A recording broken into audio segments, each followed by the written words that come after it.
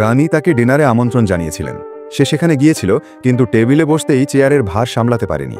চেয়ারের পা ভেঙে যেতে যেতে বেঁচে যায়। রানীর জন্য পরিবেশিত খাবার ছিল খুবই রাজকীয়, কিন্তু তার কাছে মনে হলো এগুলো তার জন্য অনেক ছোট আর অদ্ভুত। খাওয়ার জন্য যে চামচ দেওয়া হয়েছিল সেটা যেন তলোয়ারের মতো, আর কাঁটা চামচটা হাতুড়ির মতো ভারী। তবুও সে হাসি মুখে রুটির টুকরো তুলে ডিমে ডুবিয়ে খাওয়ার চেষ্টা করে। তারপরেই রানীর সিগন্যালে তার জন্য এক বড় কাপ গরম কফি আনা হয়, কিন্তু কফিটা এতটাই গরম ছিল যে সে প্রায় সহ্যই করতে পারছিল না। তার মনে হলো মানুষদের খাবার মোটামুটি ঠিক আছে, কিন্তু তাদের পানীয় একদমই নয়। এরপর সে নিজের তৈরি এক বিশেষ সবুজ সোডা বের করে আনে, যেটা সে ঘরে বানায়, আর এর বুদবুদগুলো নিচের দিকে নামে, ওপরে ওঠে না। তার পাশে বসা মেয়েটি ভয়ে কেঁপে ওঠে, কারণ সে আগেও এই সোডার অদ্ভুত প্রভাব দেখেছিল। তবু সবাই সৌজন্যবশত গ্লাসে সোডা নিয়ে খায়, কিন্তু খাওয়ার সঙ্গে সঙ্গেই অদ্ভুত সব ঘটনা ঘটে।